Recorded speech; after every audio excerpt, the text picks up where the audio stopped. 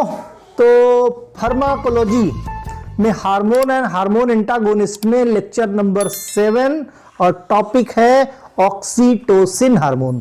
देखो up to progesterone हमने खत्म कर लिया, ठीक। और ऑक्सीटोसिन जहां तक पीडीएफ की बात है, जैसे ही कॉर्टिकोस्टेरॉइड खत्म करूंगा, कॉर्टिकोस्टेरॉइड के साथ पूरी सबकी मिला के एक पीडीएफ पूरी एप्लीकेशन पे अपलोड कर दूंगा। एक पीडीएफ में आपको सब कुछ मिल जाएगा, राइट। ऑक्सीटोसिन हार्मोन बहुत ही ज्यादा इंपॉर्टेंट और बहुत ही ज्यादा मींस जो है कह सकते हो कि ह्यूमन लाइफ में, चाहे मेल हो चाहे फीमेल। अब कहोगे मेल की लाइफ में ऑक्सीटोसिन का क्या रोल है, तो मेल भी कभी बच्चा था, है ना। जब बच्चे थे, जब इन्फेंट्स थे, उस वक्त अगर फीमेल्स में ऑक्सीटोसिन नहीं होता तो मिल्क सिक्रीशन नहीं होता, इवन बच्चे की बर्थ नहीं होती। इतना इंपॉर्टेंट है ऑक्सीटोसिन हार्मोन, राइट। कुछ फीमेल्स में बड़ी दिक्कतें आती हैं, वहां पे लेबर पेन इंड्यूस कराने के लिए, यूटरस का के कॉन्ट्रैक्शन के लिए, ताकि बर्थ आराम से हो सके, वहां पे भी ऑक्सीटोसिन हार्मोन का बहुत इंपॉर्टेंट रोल है। तो ये थोड़ा सा ओवरव्यू। अब चलते हम लोग टॉपिक के अंदर, राइट। इससे क्या है, एक ओवरव्यू मिलने से हमको इंपॉर्टेंस पता चलती है, राइट। तो मींस ध्यान में रखो चीजों को। हार्मोन जो कहां से, पिट्यूटरी ग्लैंड, और पिट्यूटरी ग्लैंड में कहां से, पोस्टीरियर पिट्यूटरी से ये सीक्रेट होता है। याद रहे एमसीक्यू में अक्सर पूछ लिया जाता है कि कौन सा हार्मोन एंटीरियर पिट्यूटरी से है, कौन सा हार्मोन पोस्टीरियर पिट्यूटरी से है। तो ऑक्सीटोसिन आपका पोस्टीरियर पिट्यूटरी से हार्मोन रिलीज होता है, ठीक। एक ये बात हुई। It is the peptide hormone. कैसा, पेप्टाइड हार्मोन। खास चीज ध्यान रखना, पेप्टाइड कई बुक्स में कुछ मिस्टेक्स हैं, जब पढ़ोगे तो समझ में आएगा। दूसरा, हेट्रोडेटिक साइक्लिक पेप्टाइड। हेट्रोडेटिक साइक्लिक पेप्टाइड है। सर हेनरी एच डेल, इन्होंने पहली बार ऑक्सीटोसिन का यूटेराइन कॉन्ट्रैक्टिलिटी प्रॉपर्टी है ऐसा 1906 में बताया था। 1906 में डॉक्टर हेनरी एच डेल, इन्होंने बताया था कि जो ऑक्सीटोसिन है, इसकी यूटरस की कॉन्ट्रैक्टाइल पोटेंसी या कॉन्ट्रैक्टाइल पावर बढ़ाने में भी ऑक्सीटोसिन मदद करता है। अब ये जो ऑक्सीटोसिन है ये पेप्टाइड है, राइट। पेप्टाइड है। कैसा पेप्टाइड है, कितनी पेप्टाइड मींस इसका मतलब ये अमीनो एसिड का मिलकर बना है। कितने अमीनो एसिड, 9 अमीनो एसिड। याद रहे इसको नोना पेप्टाइड बोलते हैं। क्या, नोना पेप्टाइड, राइट। मींस 9 पेप्टाइड हैं, इसलिए 9 पेप्टाइड बॉन्ड बनेंगे, यानी 9 अमीनो एसिड से मिलकर बना, इसलिए इसको नोना पेप्टाइड बोलते हैं, right. Oxytocin is the peptide of 9 amino acid, that is why it is called nona peptide, right. The sequence क्या है, सीक्वेंस पहले सिस्टीन, फिर टायरोसिन, 9 अमीनो एसिड यही है। Cysteine, tyrosine, isoleucine, glutamine, asparagine, फिर सिस्टीन, प्रोलीन, ल्यूसिन, ग्लाइसिन। ऐसे या तो सबके इनिशियल्स ले लो, CYIQ, CY का IQ मतलब जो हम रिकॉल करते हैं, और कहां से, NCPLG, LPG याद है ना, LPG की जगह PLG कर दो, है ना। तो CYIQ, CY का IQ करो, कैसे, NCP के द्वारा, LG मींस लोकल गार्जियन, ठीक। तो कई तरह के न्यूमेरिक्स बना सकते हो इनिशियल्स लेके। ये सीक्वेंस है 9 अमीनो एसिड का, 1 2 3 4 5 6 7 8 9, 9 अमीनो एसिड इस सीक्वेंस में मिलते हैं, तो ऑक्सीटोसिन हार्मोन की सिंथेसिस होती है। सिस्टीन रेसिड्यू, सिस्टीन कैसा है, सिस्टीन सल्फर कंटेनिंग कंपाउंड है, और यहीं से सल्फर डाइसल्फाइड बॉन्ड ब्रिज बनता है। ऑक्सीटोसिन का जो मॉलिक्यूलर वेट होता है, मॉलिक्यूलर मास है 1007, 1007 डाल्टन्स, 1007 डाल्टन्स। तो देखो सल्फर का ब्रिज बनता है, ठीक। हेट्रोडेटिक साइक्लिक पेप्टाइड है। सर हेनरी एच डेल, इन्होंने पहली बार 1906 में बताया था कि कॉन्ट्रैक्टिलिटी पावर है इसकी यूट्राइन की, और किस सीक्वेंस में अमीनो एसिड रहते हैं ऑक्सीटोसिन में, ये चीजें जो है याद रखने वाली हैं। सिंथेसिस की बात करें, सिंथेसिस कहां पे होती है भाई, oxytocin primarily synthesize in magnocellular neuron, कौन से? Magnocellular neuron of the paraventricular nuclei. PVN मतलब paraventricular, P means para, V means ventricular, N means nuclei, paraventricular nuclei. और कहां पे? Supra optic nuclei, SON, supra optic nuclei. ये दोनों चीजें कहां पे होती हैं? ये होती हमारे हाइपोथैलेमस में। ठीक, तो सिंथेसाइज तो जरूर मींस रिलीज जरूर पोस्टीरियर पिट्यूटरी से होता है, बट इसकी सिंथेसिस कहां होती है? हमारे PVN और SON। तो पोजीशन, लोकेशन पूछ लेते हैं कहां पे इसकी सिंथेसिस हुई, तो हाइपोथैलेमस में। और स्पेसिफिक अगर जाते हैं तो PVN SON। अगर PVN पूछा जाए तो पैरावेंट्रिकुलर न्यूक्लियाई, SON पूछा जाए तो सुप्रा ऑप्टिक न्यूक्लियाई। कहां पे है ये दोनों चीजें? दोनों चीजें हाइपोथैलेमस में है। Bulk of the peptide transported to posterior pituitary, ढेर सारा बन के सिंथेसाइज होके कहां पे ट्रांसपोर्ट होता है? ट्रांसपोर्ट होता है हमारे पोस्टीरियर पिट्यूटरी में, जहां पे जब उसको स्टिमुलस मिलता है तो वहां से वो रिलीज होता है, राइट। ब्रेन एरिया में, ब्रेन एरिया के हाइपोथैलेमस में सिक्रीशन होता है, मीन सिंथेसिस होती है किसकी? ऑक्सीटोसिन की। वहां से ट्रांसपोर्ट होता है कहां पे? SON और PVN में, है ना, पैरावेंट्रिकुलर न्यूरॉन और सुप्रा ऑप्टिक न्यूक्लियाई, राइट। तो ये यहां से सिंथेसिस होती है, सिंथेसिस होके पोस्टीरियर पिट्यूटरी में जाके स्टोरेज हो जाता है। फिर जैसे ही स्टिमुलस मिलता है पोस्टीरियर पिट्यूटरी से ऑक्सीटोसिन का सिक्रीशन होता है। बहुत ज्यादा पैथोफिजियोलॉजी आपके सिलेबस में नहीं है, जस्ट फिजियोलॉजिकल रोल और क्लिनिकल यूज है, लेकिन थोड़ा सा सिंथेसिस, थोड़ा सा रेगुलेशन ये आपको पता होना चाहिए। ये कंटेंट में प्रभाव डालते हैं, इसलिए आपको याद करना है। ट्रांसपोर्ट सिंपल सी चीज है, this hormone transported from paraventricular nuclei यानी PVN। कहां से? किसके? Hypothalamus of nerve ending to posterior pituitary. कैसे जाएगा? बाय द कैरियर प्रोटीन, और कैरियर प्रोटीन का नाम है न्यूरोफाइसिन्स। कौन सा?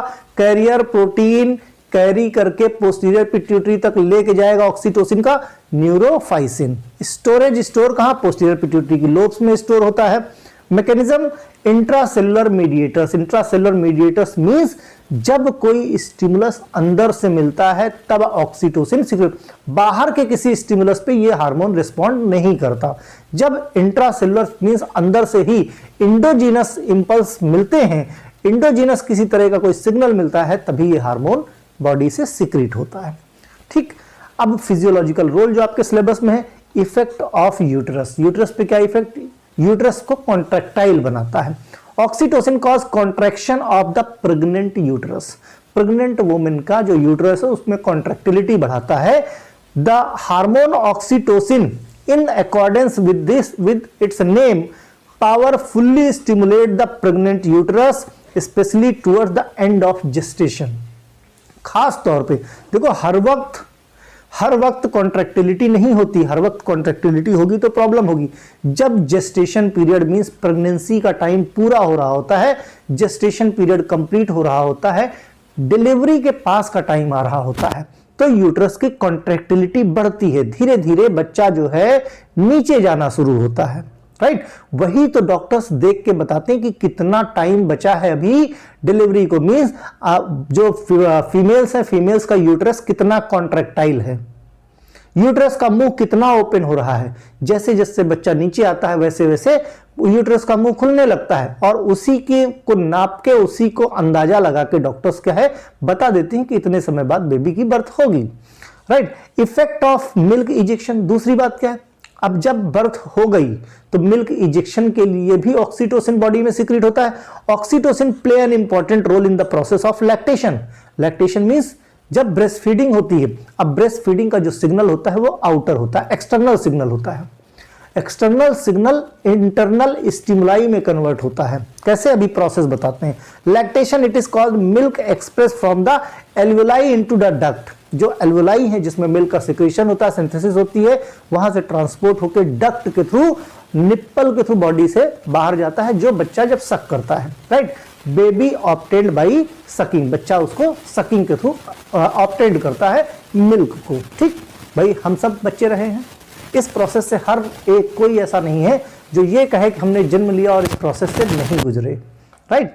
सब ने अपनी अपनी माँ का मिल्क फीड किया है। किस तरीके से, देखो ध्यान से, लाइक दिस, है ना, लाइक दिस, इस तरीके से, ठीक। ये पॉजिटिव फीडबैक का लूप है। इस तरीके से ऐसे नॉर्मली फीडिंग नहीं होती, है ना, लेकिन जैसे ही बच्चा निप्पल को मुंह लगाता है, वैसे ही देखो सिग्नल कहां जाते हैं, हाइपोथैलेमस में, ब्रेन में सेंसेशंस होते हैं, और वहां से फिर ऑक्सीटोसिन रिलीज होता है। हाइपोथैलेमस भेजता है पोस्टीरियर पिट्यूटरी को, और पोस्टीरियर पिट्यूटरी फिर उसको ऑक्सीटोसिन को रिलीज करती है। जैसे रिलीज होगी वैसे ही मिल्क का सिक्रीशन चालू होगा, ठीक है। तो मैकेनिज्म की बात करें सिंपल सा एक उसके लिए, तो सकलिंग स्टिमुलस, जब बच्चा सक करता है तो स्टिमुलस में, Suckling stimulus on the nipple of the breast. सब इमेजिन करो जब आप बच्चे थे तो सारी पिक्चर क्लियर हो जाएगी, या जिनके बच्चे हैं उनकी पिक्चर क्लियर हो जाएगी।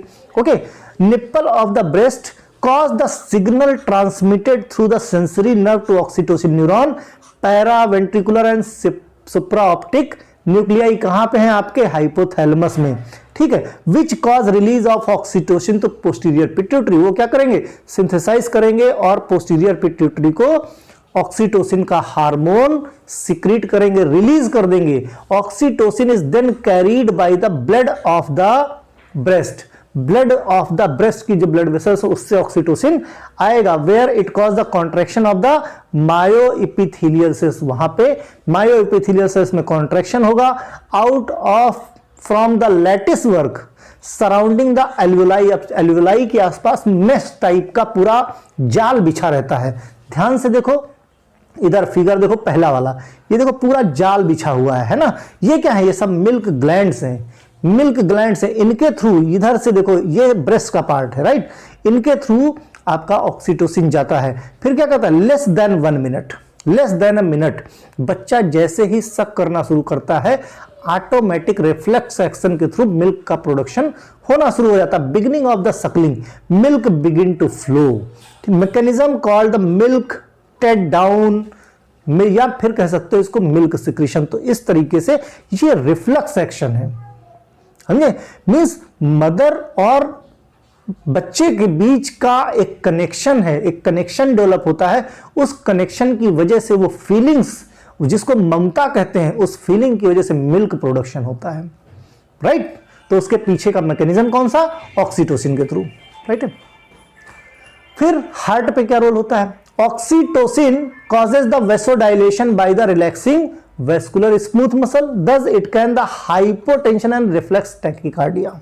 क्या होता है, टैकीकार्डिया मींस हार्ट रेट का बढ़ जाना जब ऑक्सीटोसिन रिलीज होता है, क्योंकि बॉडी का ब्लड सर्कुलेशन फास्ट हो जाता है, ज्यादा एनर्जी, एक्स्ट्रा एनर्जी जा रही।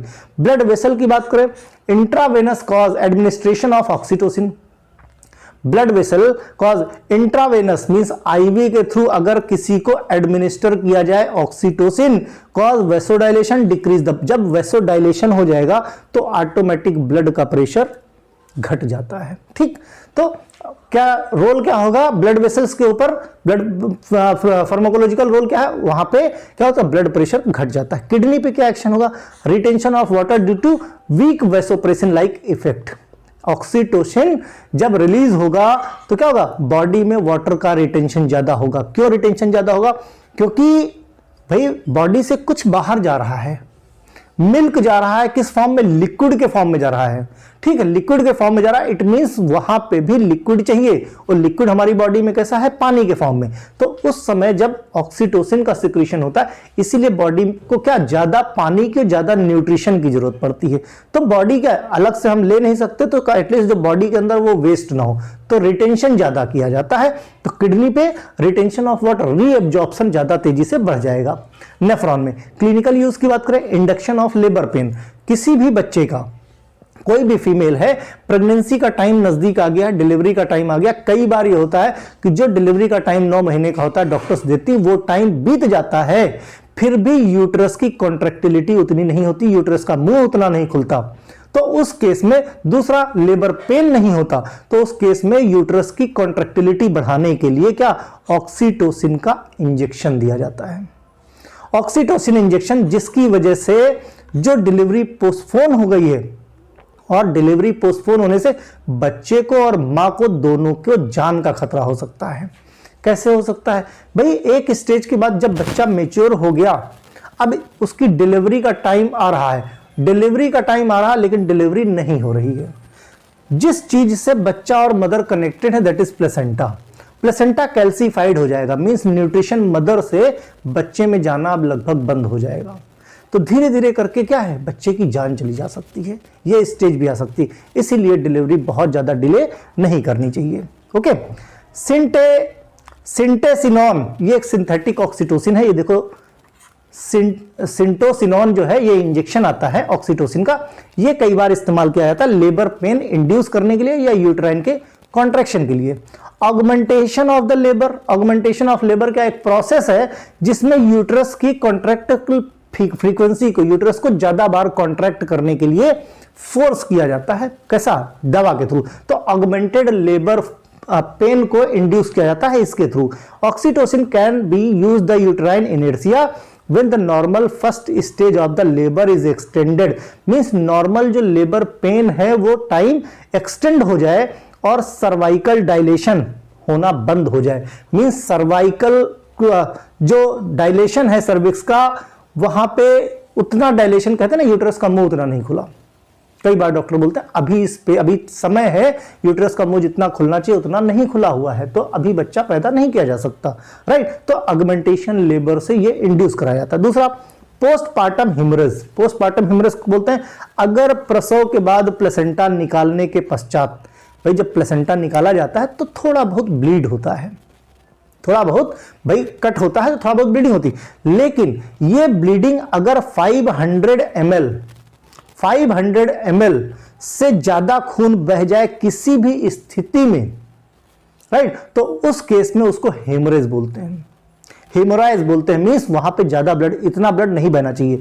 Oxytocin specially use the condition when effect of ergometrine is insufficient, तो उस केस में फिर किसका, ऑक्सीटोसिन का इस्तेमाल करते हैं इस हेमरेज को रोकने के लिए, पोस्टपार्टम हेमरेज को रोकने के लिए, कंट्रोल करने के लिए, अदरवाइज मदर की जान जा सकती है। ठीक, तो इस तरीके से ऑक्सीटोसिन का सफिशिएंट है, हमेशा 3 नंबर में पूछा गया है। 3 नंबर के लिए इतना मोर देन सफिशिएंट, इससे ज्यादा पढ़ने की जरूरत नहीं। ओके, कोई समस्या हो तो कमेंट करो। बाय।